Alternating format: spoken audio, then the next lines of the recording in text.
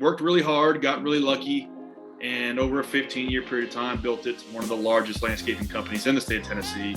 Eventually, over 150 employees, 10 million a year in revenue.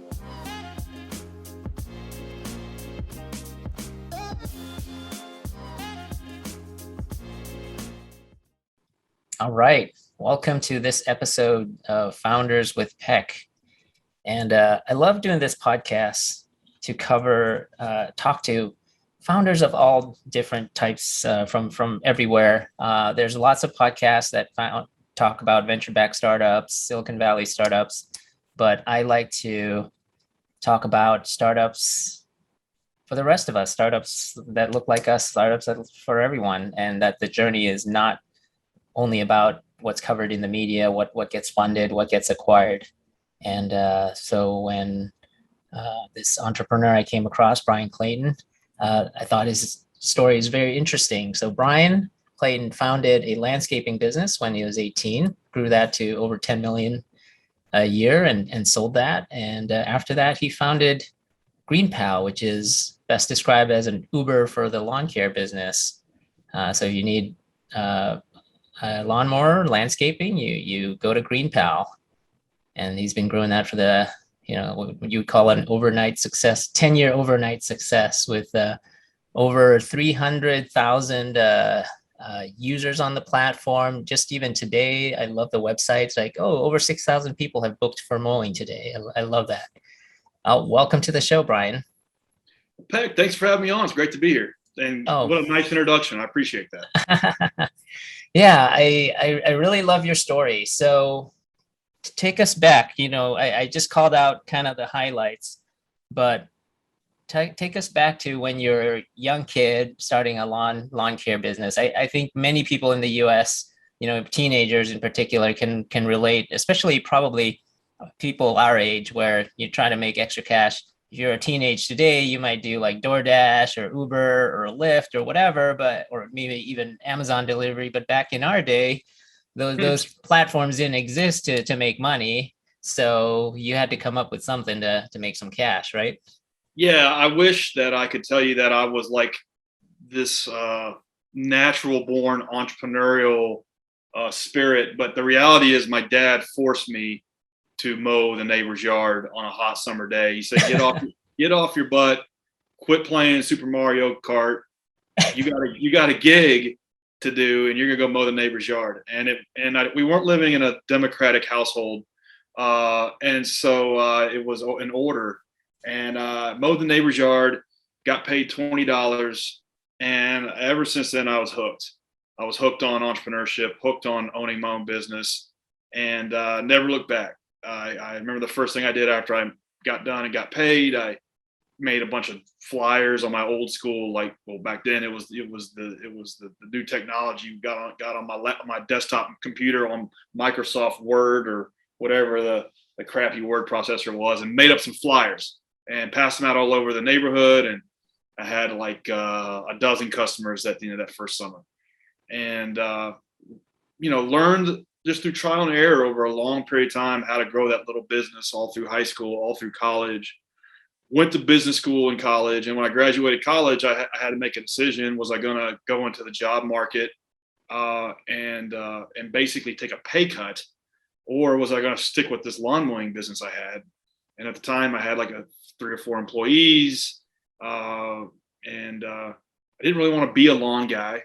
I had no desire to be a gardener my whole life, but I saw it as my lane. I saw it like this business could be the vehicle to take me to places in life that necessarily like a traditional like job career path wouldn't. And I decided, okay, well, let's just see how far I can take this thing. And I made a little business plan and very much had a chip on my shoulder. I just wanted to have like the biggest, most profitable landscaping business in my market, which is Nashville, Tennessee. Worked really hard, got really lucky, and over a 15-year period of time, built it to one of the largest landscaping companies in the state of Tennessee. Eventually, over 150 employees, 10 million a year in revenue. And then in 2013, I was able to navigate that company to be acquired by one of the largest landscaping companies in the United States. And so growing that from just me and a push mower to me and like 150 people, I learned a lot about how to grow a business, mainly by doing it the wrong way, every which way you could do it, and scaling a business to 8 figures, and then getting it acquired, and rolled all of that into my second company, GreenPal. I took some time off. I retired after I sold the company and got bored. Realized, hey, I'm wired to want to be in the game. Like I need to get back in the trenches. And had the idea for GreenPal because I was kind of solving my own problem. I felt like an app should exist. You should just be able to push a button, someone comes and mows your yard. And it was kind of a naivete as an asset, starting GreenPal. I didn't know how hard it was going to be, but recruited 2 co-founders, and now here we are, 9 years in. We're almost a 10-year overnight success. How did you? Oh, thank you. That was a great summary of a long journey. There's so much to unpack. Very early on, you printed flyers, but I think, how do you go from being the guy doing all the you're being told by your dad to go do this stuff, to thinking, you know what, I should recruit more help. Yeah. And then having that switch to essentially delegate and have more people and have a team. It's like that's one of the hardest moments in small business, in a small business journey, is hiring your first employee, because you're basically doubling your business in one swoop. It might be the only moment in a business's trajectory where you're just going to double like that. Sometimes in fast growing companies that happens, but so it's a big moment, and it's a hard one. And a lot of times it's one that sinks a lot of business owners. For me, it was a moment I saw I was leaving money on the table. There was more work than I could do by myself, and it was just a natural thing. But I did that wrong for a long time, and there was many years where my employees made more money than I did, because I just didn't have my unit economics figured out. And so again, you do things wrong, and then you figure out how to course correct and fix them. The only thing is, starting that company in the late 90s, early 2000s. We didn't have the things we have today. There was no YouTube University. There was no blogs. There was no online courses. There was no podcast like this one. There were just like, I literally had cassette tapes that I ordered out of a trade magazine, that I would listen to in my truck as I was mowing grass. I would listen to cassette tapes from guys that had built big landscaping companies. And these cassette tapes were like $750 back then. I mean, that's probably like $2,000 in today's money. Right. Back then, information was very expensive. Yeah, and so I guess my point is like, it's so much easier today because all the blueprint and the knowledge is just there. It's accessible, and a lot of the way I've learned business, particularly that first company, was just doing it wrong. And so just little by little, grew that company. Hired my first person, second, third person, and like, there's like this spectrum of working on the business versus in the business. And in the early days, you're 90% in, and maybe 2% on. Yeah. And then as time goes on, you want to like invert that. And it was probably like a 7-year period of time for me to invert that completely, to be 90% on and 10% in. But that's really where you're trying to get. And looking back over 22 years of entrepreneurship, it really kind of like looks like a video game almost, to take the Super Mario Kart analogy, like you're just trying to get through one level at a time, and you're literally just trying to work through all the challenges you're dealing with on that one level. And I think the problem is a lot of people get hung up on like Bowser related problems when you're really just trying to get through level 1 or level 2 or level 3. And that's one thing that's made sense for me. It's like, focus on everything you got to do to get through level 1. That might be, your first employee, or it might be a part-time employee. It might be your first 100K in revenue. Literally nothing else matters until you get that done. And the thing I see a lot of folks make mistakes on, and I have too, is like, you're on level 1 and you're worried about company culture, branding, logos. Right. Stuff that doesn't matter if you can't get the basics right. What kind of card stock should I have for my business card? In a silly way, like, how well designed is my website, when a website really doesn't even matter for you at that particular level. Maybe it does on level 2 or 3. Things like that, like just break, like that's what's made sense for me is like get through each level of time. Don't worry about anything else. If you're playing Mike Tyson's Punch Out, don't worry about Mike Tyson. Worry about Glass Joe. Get through Glass Joe, then get on to the next level. Yeah. For the younger audience, there was an old Nintendo game called Mike Tyson's Punch Out, and for people who don't know, Mike Tyson as a heavyweight boxer before he became an actor, he was a heavyweight boxer.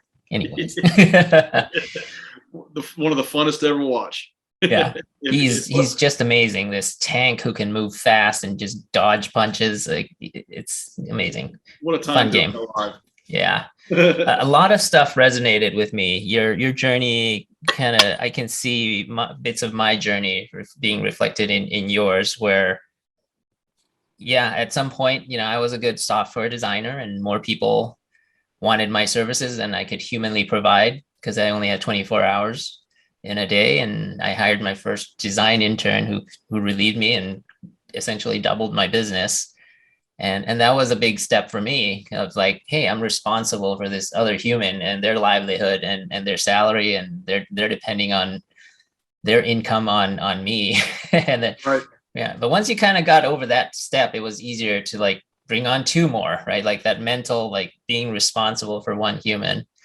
I too had a chip on my shoulder because a lot of people I knew had like software companies and tech companies, right? I didn't want to be in the services industry, as some people may put it, right? Like a lifestyle business of an agency.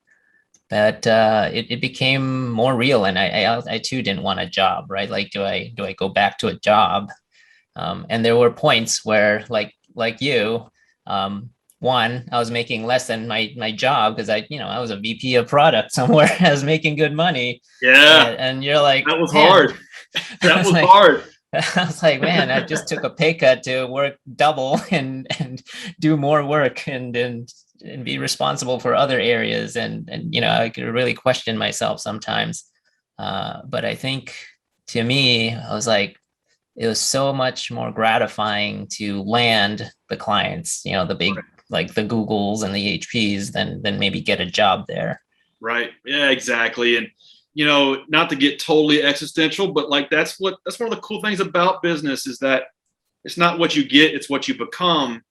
And you really if you're in business and you're grinding it out and you're working your way through these metaphorical levels, like you yourself are evolving into a brand new person every 2 or 3 or 4 years. And you don't get that in a job, most jobs. Like the businesses in the marketplace is just a relentless feedback machine. It's going to require so much of you, at least myself personally, that I've experienced this, required so much of me that I never would have done otherwise. I never in a million years would have picked up a book on leadership. Never in a million years would have picked up a book on management. Never in a million years would have tried to learn things like statistical analysis and behavioral economics, all of these weird things that you gotta have to be 80-20 good at to make it in business. The business is requiring that of you, and so you're growing and leveling up along with the journey. I mentioned, in the early days, very much had a chip on my shoulder. That evolves too as time goes on, and you hire people and you build out a team. Then it evolves from okay, this isn't about me. This is about them. And if I screw this up, now there's 5, 10, 15, 20 people whose livelihoods depend on me. So then the why evolves as time goes on, and that's cool. It's hard to see these things as you're going through the grind and the struggle at times, but looking back in the rear view, it's like, I'm so glad that I've done it. How different my life would be had my dad not forced me to go mow that first yard. Yeah. To your point of growth, as a design engineer, software engineer turned product designer, especially an introverted, I'm writing a post now on how did this introverted engineer become a CEO and do 8 figures, personally have been responsible in closing 8 figures worth of deals throughout the company's history. That's a journey of growth, of getting. I never would have been able to do that as a product designer, as an engineer working at a company, and to grow that, to get over my anxiety of talking to strangers and and selling them some stuff, right? Yeah. Is a personal growth journey, which I think entrepreneurship can give if that's what you want. Yeah. Yeah. And that's to your point, like business ownership, starting a new business, starting a startup, whatever. One of the things that I have learned is that I can pretty much learn anything. And that's cool. Yeah. Like I didn't know the first damn thing about building software when I started GreenPal. I ran a blue collar business for 15 years. Like I had 4 mechanics that worked for me. All these guys did was fix trucks and lawnmowers all day. It was about as redneck and blue collar as it gets. Sell that. And now I'm starting a tech company. And I had to reinvent myself. And if I was even going to play that game, it was table stakes. So I had to, my co-founders, I had to learn how to write software, had to learn how to design software, how to design product, how to do all of these things. And I was looking back, I was kind of surprised I was able to do that. And that's one of the cool things about it. It's like you can pretty much learn the Pareto principle, the 80-20 of anything if you're sufficiently dedicated. And you're probably going to have to, you're going to have to be like half-assed good at a lot of different stuff to get a business off the ground. And that's one of the best things about it. Yeah.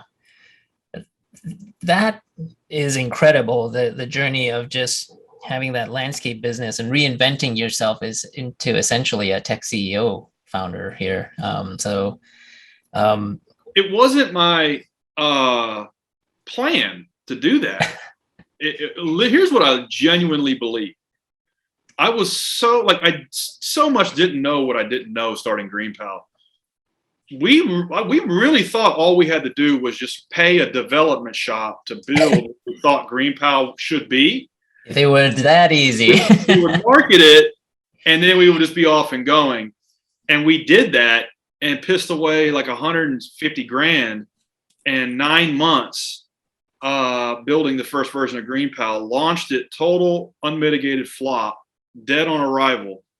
And, at the time we were reading a book by a guy named Steve Blank called The Startup Owner's Manual.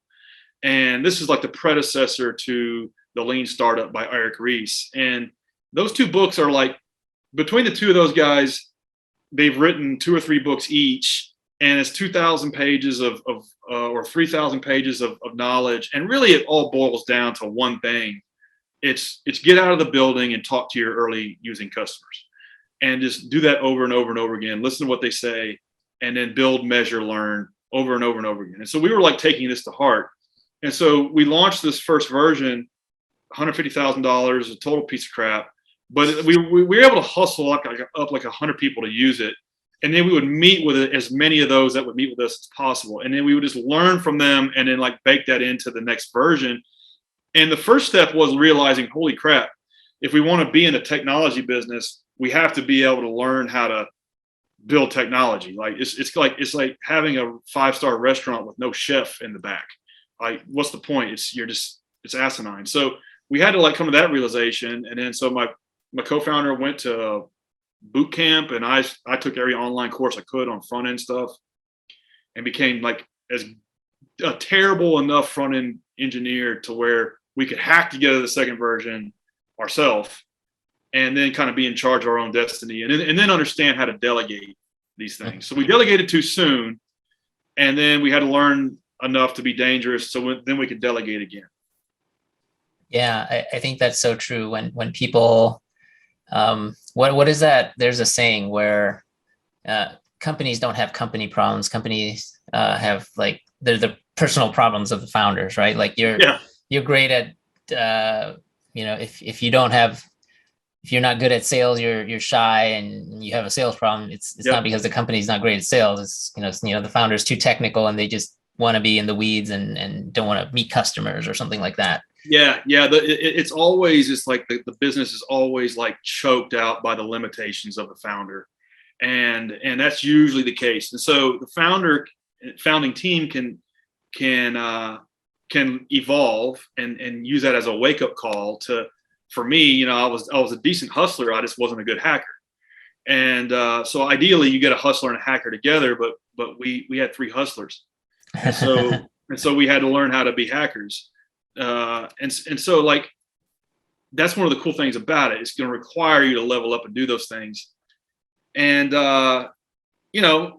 most of the time it's one or the other. Sometimes you see a hacker get out there and, like, to your point, he doesn't want to get in front of the customers. And so then either he can just not be successful or just man up and do it. And the thing I see a lot of is that this is resistance to do that, to talk to your early users, and they just want to, like, sit behind the laptop and code, when in fact you need to get something in the hands of users and talk to them. You need to get that experiential like wisdom. I liken it to like trying to be an MMA fighter and never having sparred. It's like that sparring, getting that product in the hand of customers is kind of like sparring. And that the only way you learn how to fight is to spar, really spar. Right. And if you're not sparring, and you're just kind of doing like technical stuff in the gym and maybe reading books, shadow boxing, watching a lot of video. Yeah. Until you get hit in the face, you're going to get your ass kicked. And you got to spar. And so, like, getting that product in the hands of 10 people and just learning from their feedback and talking to them is basically sparring. And that's how you learn. Yeah. Good analogy, kind of, in the martial arts, is using that analogy. It's like your product is like your fighter. Yeah. And how successful your product or your fighter is like based on how many fights it does. If you just, all you do is train and shadow box and lift weights and stretch and punch, but you never actually put it in front of a fighter, it's like, it's not going to win any fights. The market's going to kill it. That's exactly right. So in its first fight. Yeah. In its first fight. Exactly. And it might be that first launch or whatever it is, and it's going to get slaughtered. And to your point, there is actually a drawback to being a hacker. I was a regular staple at hackathons in Chicago, and I would categorize myself as a good hacker. But when you got an introverted engineer who's a good hacker, the problem you have is, if you have an idea, rather than talking to people, you just build it. Yeah. So I probably I could have saved 10 years of my life of being not successful. Yeah. Had I learned to, just move fast, talk to people first before writing a single line of code. It's so true. I do like coaching and mentoring for maybe a dozen or so entrepreneurs in Nashville, where I live, as a hobby for free. And I got this one guy, and he's a natural, like, product person, a developer, and he has this idea. He wants to start an app marketplace for construction supply houses to sell their excess inventory, because he built a house and he realized that, like, all these guys have, like, all of this custom unique stuff in the back that just sits there, and it was special order stuff, and it just sits there and it rots and nobody wants to buy it. So he wants to build out a marketplace for that. I'm like, hey man, it could work. And he's like, yeah, I'm thinking about, here's the wireframes. Here's what I'm thinking about how I was like, listen, before we, like, lay down a line of code, like, the supplier, just go spend 3 days there and try to sell as much of that crap as you can on Facebook Marketplace, OfferUp, Craigslist, any which way you can. Move $1,000 of that stuff, and then you'll learn what the screens need to look like, or even if you want to be in this business. He got through day 2 and he was like, there's no business here. And I like, literally, like, I understand why it sits there. It's like, it'll never work. And like, he's like, thank you for saving me 3 months of my life building years, right? He's going to build it and then maybe raise some seed and, grind it another 3-4 years before finding out there's no, and then you burn the goodwill of some investors. Right. There was no need to even build one screen.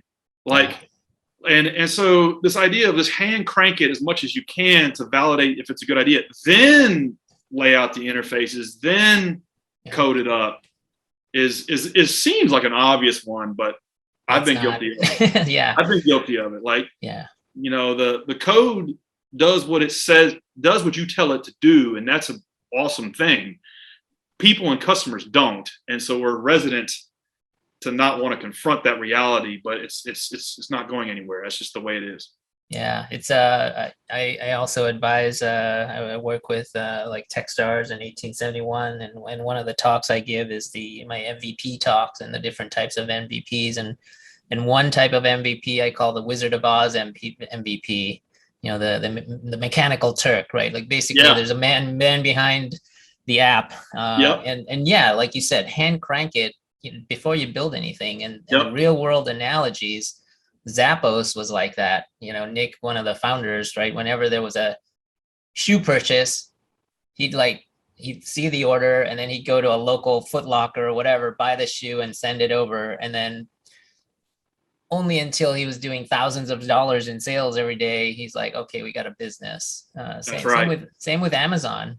Amazon, like they didn't have any inventory in the beginning, and Jeff would you get an order and then he'd go to the local bookstore, buy it, and then ship it until 20,000 plus orders a week, and like, okay, we have a business here. We now we can build out the actual logistics and the software to fulfill this. Seems obvious, but it's oftentimes overlooked, and it's just harder. Like I listened to a talk from the founders of Instacart, and those guys went to their local grocery store like Publix or Kroger or whatever they have out there in the Bay, and they bought one of everything.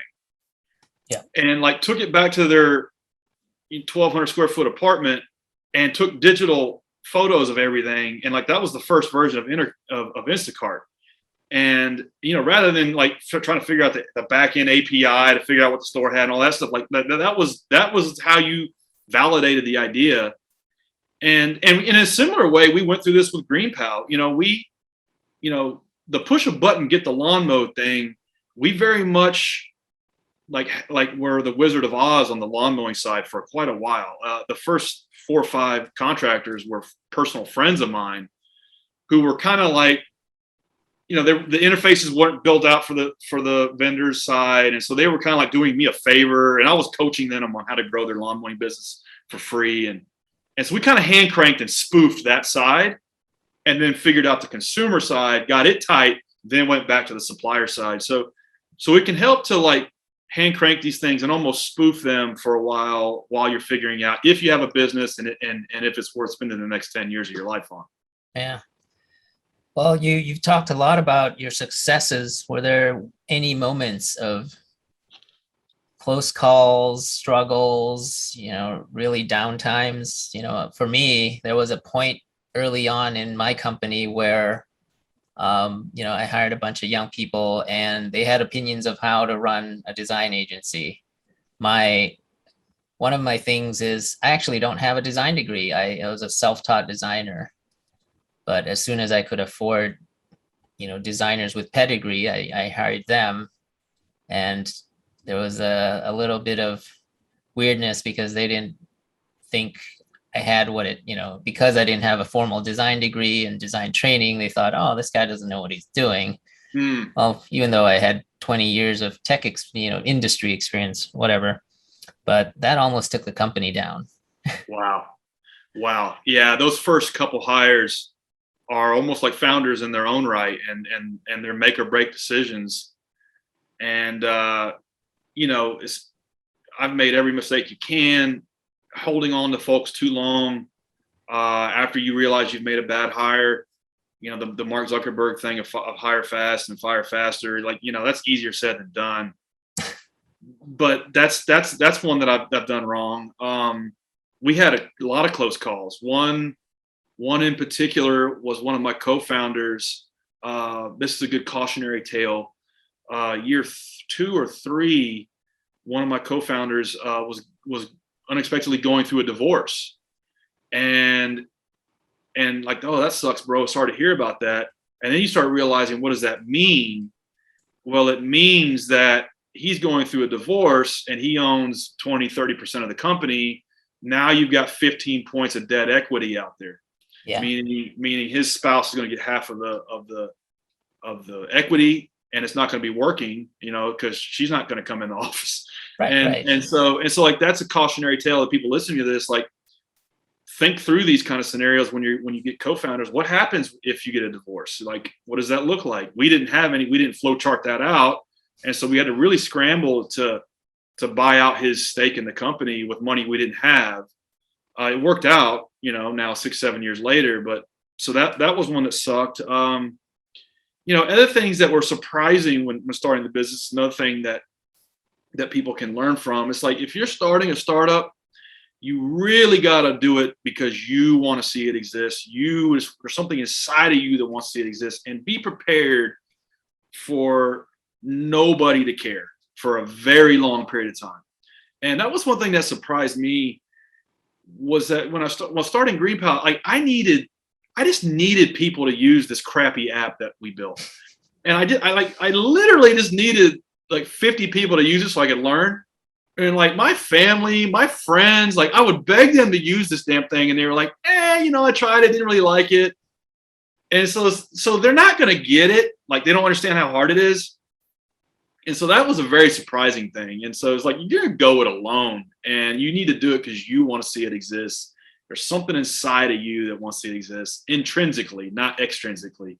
And that was a surprising thing that I learned. And then the other thing is like, there's like three things you're going to be doing at all at once. You're going to be working in the business, on the business. We've talked about that, but you're also going to be working on yourself. And there just isn't enough hours in the week. It's a 7-day-a-week thing. It's like your Saturdays and Sundays, particularly in the first 5 years, are going to be spent on YouTube University, podcasts, audiobooks, books, learning the things you need to learn to even play in this game. And so it's very much a 6-7 day a week thing. And in the business, on yourself for a long period of time.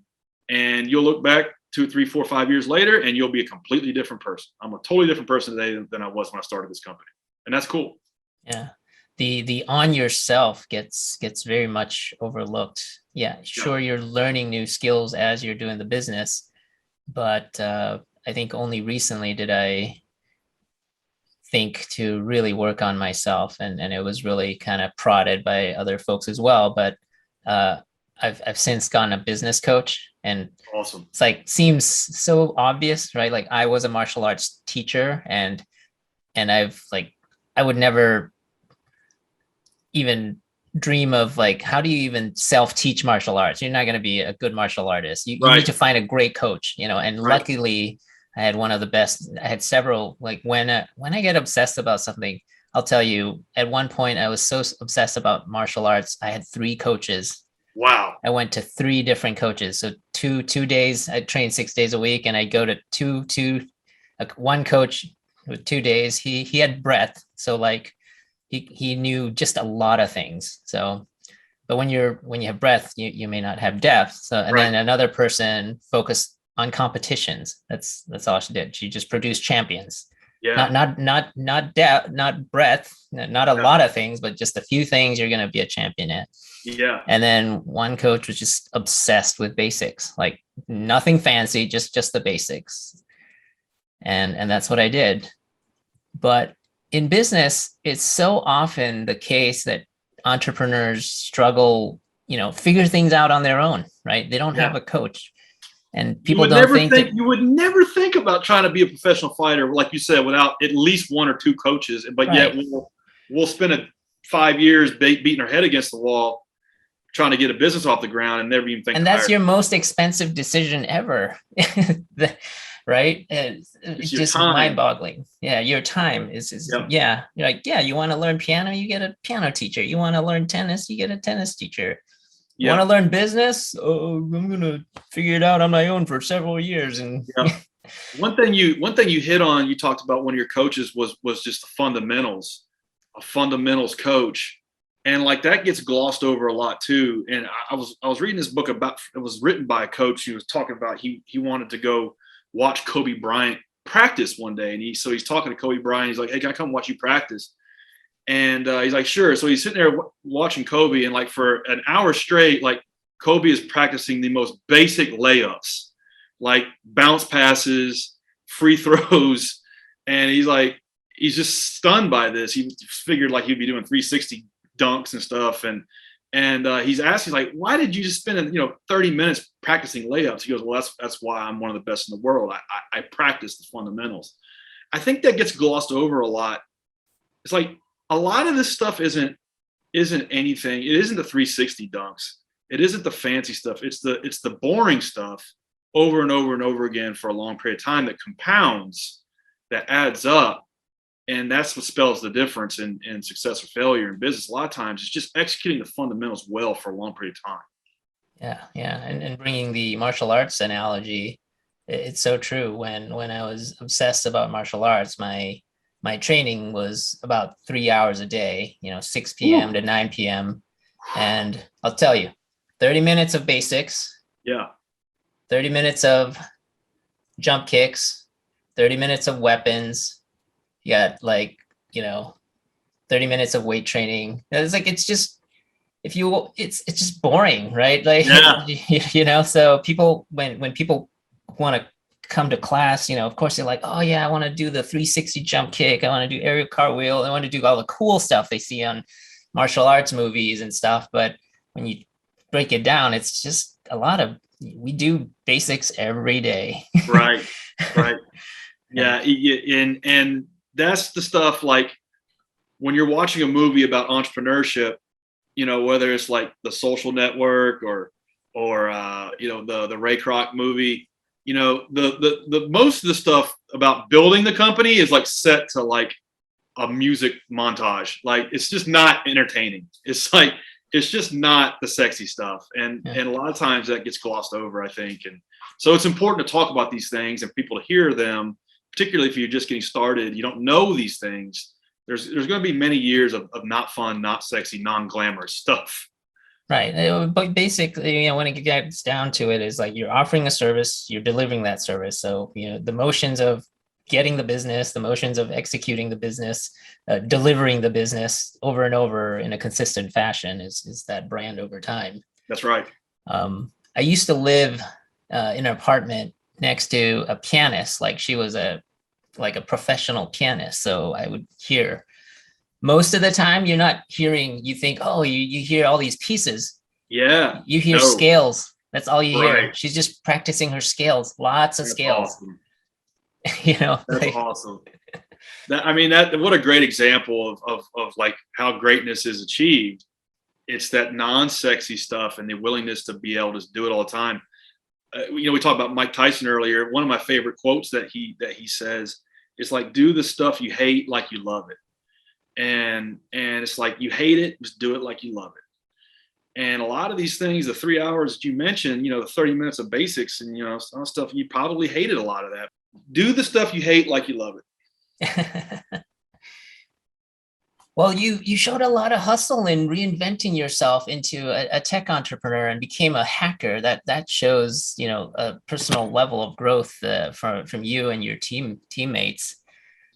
You mentioned you burned 150K. That must have been challenging. So what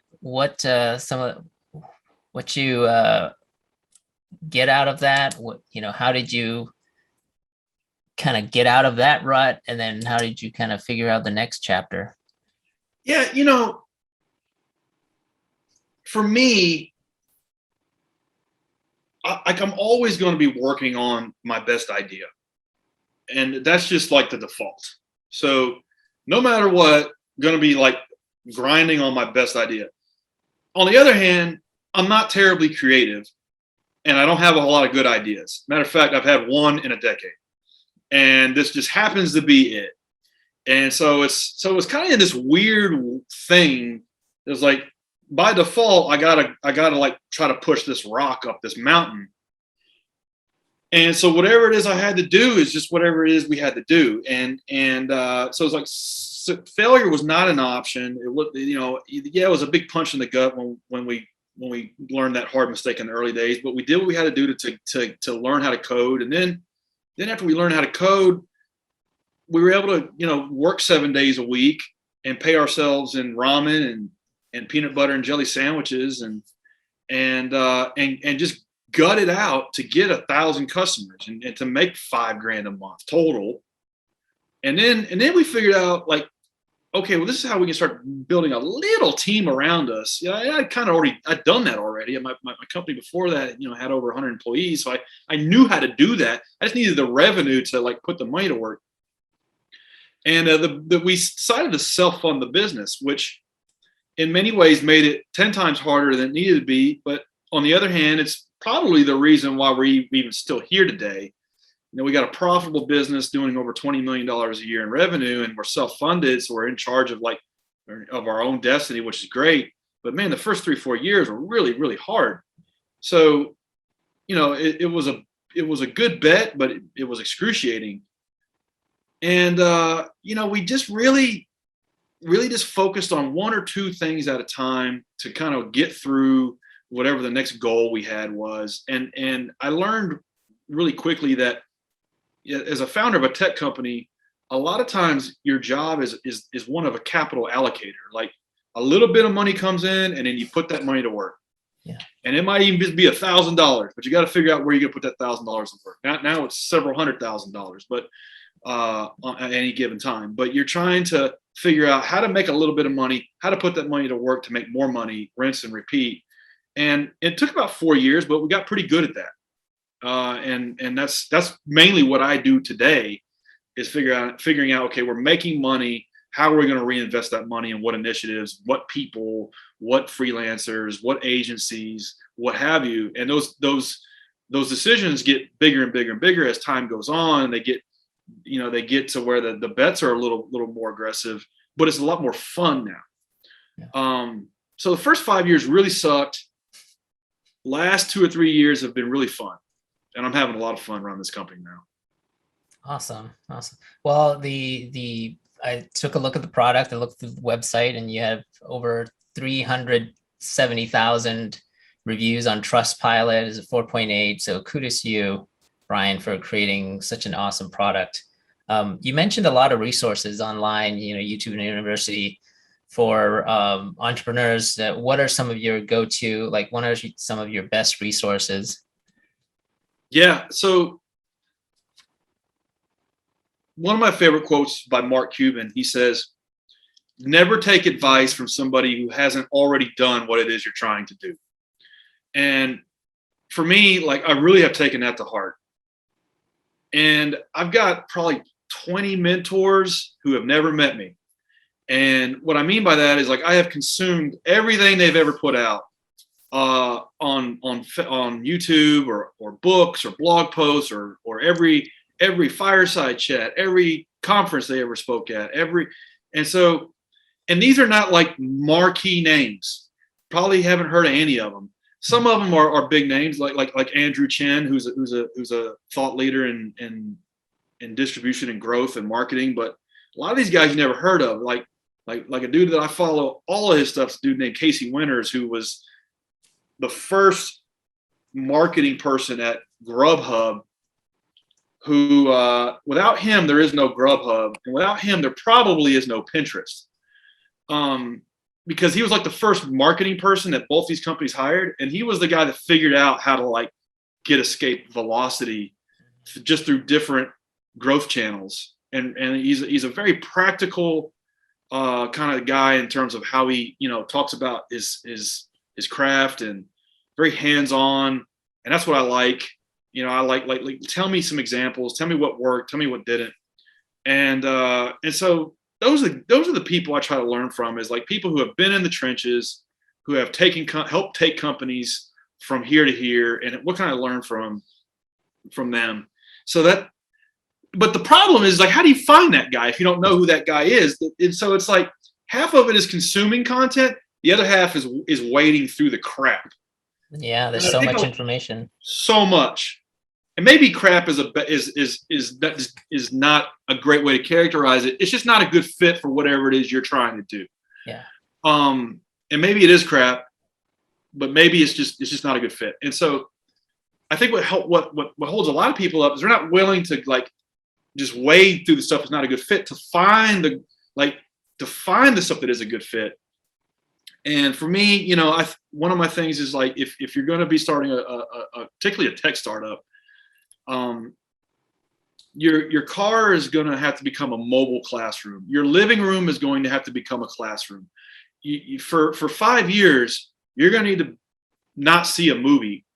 You're going to need to not know what the hot series is on Netflix. Your friends are going to tell you about it. You're not going to know what it is. because you literally are going to need to be watching this stuff on YouTube. Yeah. Yeah. You may not be able to afford to go to the conference, but guess what? The conference is on YouTube a month They later. put it all up now. Yeah. Yeah. Like HubSpot's inbound going online. I'm going to check that out later. Every session. Really, yeah. Yeah. And this is like, it's 12 hours of stuff. It's like, so 2x pro tip. yeah. And so, and I'm not like, I make a deal with myself even to this day. For every hour of like fun TV, I need to watch an hour or two of not so fun TV. Yeah. Yeah. And so pull up YouTube on my big screen and watch a fireside chat or a keynote or a tutorial or something from somebody who knows how to do what it is my company needs to be executing at, because it's all out there. It's all out there. Yeah. Oh, I got a good one for you. I've been watching these movie summary YouTube channels. So like if you don't have time to watch a movie, there's like a 10-minute summary of that movie so that you can kind of be up to speed with your friends. You can still be, yeah. You don't have to be completely weird. Yeah. Yeah. And if you're willing to do this stuff for 5 or 6 years, that's usually what it takes to get something going. Yeah. You don't have to be crazy for your whole life, but just you're gonna have to surge and go all in with your entire life's energy and force to get a business off the ground. And that's some of the stuff for me that I've had to do that was weird, that my friends weren't doing. But I had to do it. I had to learn SEO. I had to learn conversion rate optimization. I had to learn product. I had to learn how to code. And then I had to learn enough to be able to like delegate to people who are good at it. And YouTube University and online courses was how I did it. Yeah. Thank you for that. As we wrap up, I want to call out, if you need lawn services, it's yourgreenpal.com. Bryan, it's been a pleasure. I know we're coming up on the hour, so I don't want to take up your time, but thank you so much. A lot of knowledge dropped here. And thank you for reaching out. And it's been amazing to see, obviously, a lot of times, I lean, because of my tech roots, I kind of tend to lean too much on kind of tech entrepreneurship, but to have stories like this, especially outside the Silicon Valley Bay Area, it's really refreshing to see that hustle. Well, thanks, Peck. I appreciate it. Thanks for having me on your show. For sure. Thank you.